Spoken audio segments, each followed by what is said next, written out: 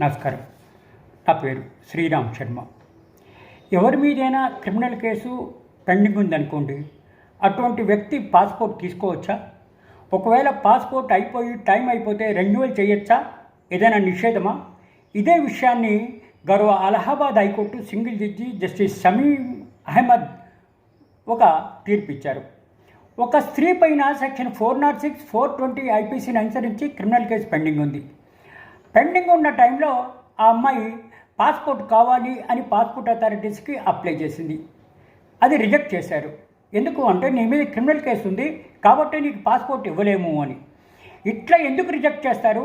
నా fundamental right, నాకు రాజ్యాంగం ఇచ్చిన వరము, మీరు ఇట్లా రిజెక్ట్ చేయడానికి వీల్లేదు అని చెప్పేసి అలహాబాద్ హైకోర్టులో రిపిటిషన్ ఫైల్ చేసి ఛాలెంజ్ చేస్తే ఇది single judge justice Shamim Ahmed గారి దగ్గరికి వచ్చింది.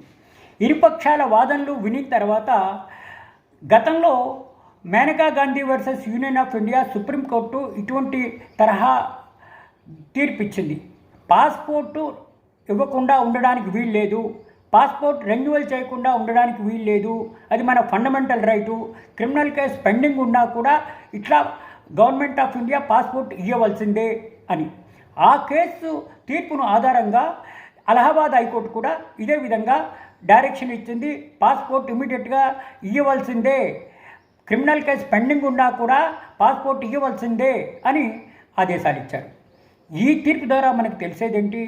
ఎవరిపైనైనా సరే క్రిమినల్ కేసు పెండింగ్ ఉన్నంత మాత్రాన వాళ్ళకి పాస్పోర్టు కొత్తది ఇవ్వకపోవడం కానీ, లేకపోతే పాతదైపోయి టర్మ్ అయిపోయినాక, టెన్యూర్ అయిపోయినాక దాన్ని రెన్యువల్ చేయకుండా ఉండడానికి వీల్లేదని కానీ చేయడానికి లేదు. ఇది మన ప్రాథమిక హక్కు, మన ఫండమెంటల్ రైటు, భారత రాజ్యాంగం ఇచ్చిన వరము. కాబట్టి క్రిమినల్ కేసు పెండింగ్ ఉన్నంత మాత్రాన మన పాస్పోర్ట్ ఇవ్వకుండా నిషేధించడానికి వీల్లేదు అని ఈ తీర్పు ద్వారా మరొకసారి తెలుస్తోంది. Thank you.